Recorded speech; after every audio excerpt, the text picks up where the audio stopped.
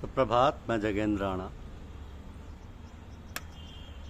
दान प्रकृति की सहज क्रिया है।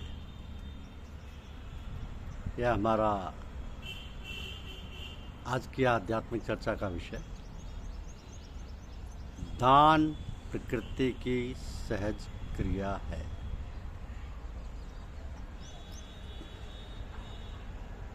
जब तक दान यज्ञ भारतीय संस्कृति के मूल आधार है। हमारे पूर्वजों ने दानशीलता के उत्कृष्ट उदाहरण उपस्थित किए। महर्षि दधीच, शिवी, हरिश्चंद्र, मौरध्वज और कर्ण की गाथाएं पौराणिक हैं, तो उज्जैन के महाराजा भोज, कन्नौज के सम्राट हर्षवर्धन की दान परायणता ऐतिहासिक है। मगर संक्रांति के पर्व पर अपना समस्त राजकोष तीर्थ राज संगम पर दान करते हुए चीनी यात्री ने सम्राट को देखा था। वह अपने शरीर के वस्त्र तक दान देने में संकोच नहीं करता और अपनी बहन राजश्री से वस्त्र मांगकर धारण करता। दान के अनेक प्रकार गिनाए गए। अन्नदान, स्वर्णदान, भूमिदान, विद्यादान, वाक्दान, क्षमादान, कन्यादान, ऋणदान आदि प्रमुख कहे जा सकते हैं। दान प्राप्ति हेतु ग्रहणकर्ता में पात्रता होना आवश्यक है।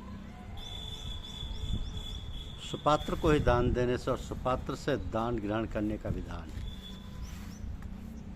दान निष्काम और प्रतिलाभ भाव से कदापि नहीं होना चाहिए। उपकार, परमार्थ, सामर्थ्यवानों द्वारा समाज के प्रति कृतज्ञता अनुभव करके ऋण मुक्ति हेतु ही किया जाता रहा। यश अर्जन का भाव और आत्मदर्शन की इच्छा से रहित वने विशाल देवालय, कूप, बावड़ी और बगीचों के निर्माणकर्ताओं के अधिकांश नाम अज्ञात और गुप्ती हैं। तो गंभीरता से विचारने पर यह सत्य उजागर होता है कि संसार के समस्त घटना चक्र में दान की महिमा व्याप्त है। प्रत्येक धर्म में दानशीलता की शिक्षा और सराहना होना इस गुण की सार्वभौमिकता दर्शाता है। विश्व के प्रत्येक भाग में उत्कृष्ट चिकित्सालय, अनाथालय, विद्यालय आदि दानाश्रित चल रहे। प्राकृतिक आपदाओं के क्षणों में दान भाव ही पीड़ितों को राहत प्रदान करता है। दया दान की उत्प्रेरक शक्ति है। दीन विपन्नों को ईश्वर कृपा का बोध दानियों को सुकृत्यों से होता है। अन्न का दान भूमि को प्राणदान करके अगणित दानों के रूप में प्रकट होता है। समुद्र भाप के रूप में आकाश को जलदान करता है। प्रकारांतर में वही जल सरिताओं के माध्यम से पृथ्वी से विभिन्न तत्व प्राप्त करके समुद्र में विलीन होता है। तो पुरुष द्वारा ऋतुमती नारी को ऋतुदान करने के कारण मानव को शरीर प्राप्त होता है। मनुष्य को अपने शरीर निर्माण के मूल में व्याप्त दान महिमा का ज्ञान यथार्थ में हो जाए तो वह दान की अनिवार्यता सहज रूप में स्वीकार कर लेगा। वैदिक काल में ऋतुदान को धार्मिक कृत्य निरूपित करने से स्पष्ट निष्कर्ष ये भी है कि उन दिनों ब्रह्मचर्य पालन में मनुष्यों को अलौकिक आनंद आता था तथा प्रजा वृद्धि हेतु ऋतुमती की इच्छा पूर्ति धार्मिकता का अंग थी। अब दान का लाभ पाने का अधिकार समस्त प्राणी जगत को है। पशु पक्षी वृक्ष दया दान का पूर्ण पात्र हैं। इस शाश्वत नियम के पालन हेतु वृक्षारोपण, कूप बावड़ी का निर्माण, पशुओं के चारागार, पक्षियों के लिए दाने का वितरण व्यवस्था सुचारू रूप में होनी चाहिए। जिस पर्यावरण प्रदूषण के संकट और मानवता के विकास की आशंका व्यक्त की जा रही है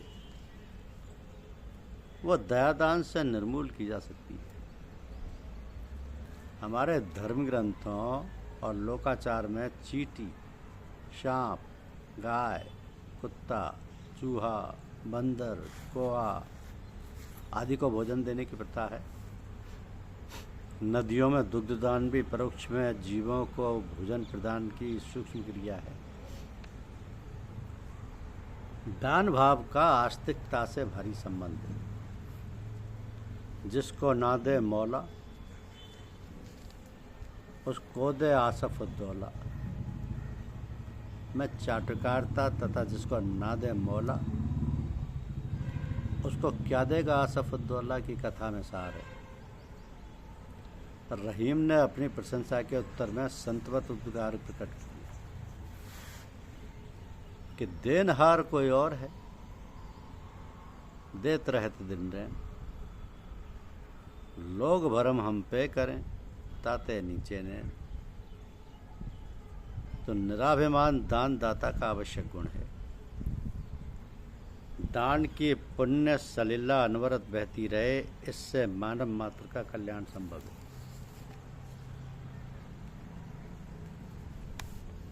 जब जब समय समय पर प्राकृतिक संकट आते हैं, आपदाएं आती हैं, जैसे उड़ीसा का तूफान, तो पीड़ित समाज को संकट मुक्त करने हेतु देशवासियों ने जो तत्परता और दानशीलता दिखाते हैं वो आवश्यक है, अनिवार्य है, वक्त की आवश्यकता है। महात्माओं का पहला संदेश यही होता है कि सबकी मदद कीजिए। महात्माओं को पहचान कर ही उनकी सेवा करना और उनकी आज्ञा अनुसार चलना उचित है। ऐसा करने पर मोक्ष सन्यासी या बहुत ऊंची तत्वज्ञान की स्थिति पर पहुंचे हुए महात्मा की जगह उच्च कोटि के साधक महात्मा की सेवा करने से भी लाभ हो सकता है। सेवा का अर्थ उनके समीप रहना या उनके शरीर की सेवा करना नहीं है। समीप रहने से भी लाभ है, परंतु उससे भी अधिक महत्व की सेवा उनकी रुचि के अनुसार अपना जीवन निर्माण करना है।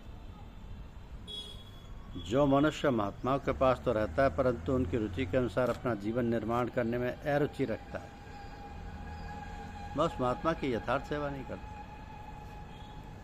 महात्मा की अनुमति हो तो उनके पास रहकर उनकी रुचि के अनुसार चलने का अभ्यास करने से बहुत लाभ होता है।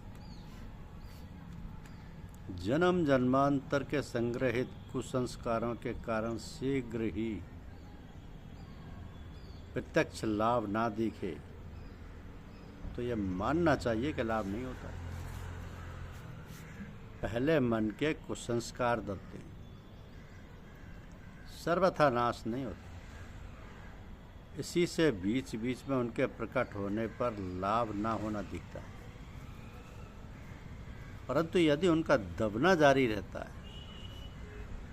तो वह जल्दी ही पिसकर मर जाते हैं, फिर उनका लेश नहीं रहता। परंतु जब तक ऐसा ना हो तब तक धैर्य पूर्वक सत्संग का यथार्थ सेवन करते रहना चाहिए।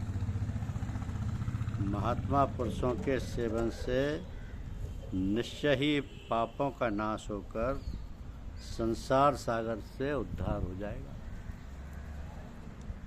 इस बात पर मन में दृढ़ विश्वास होना चाहिए, क्योंकि गुरुजनों की कृपा से आप जो भी दान देते हो, जिसको भी दान देते हो, वही आपके पास घूम फिर कर लौट के आता है और सच्चा सुख दानी को ही मिलता है। उससे पूछिए उसके अंतर में कितनी खुशी होती है।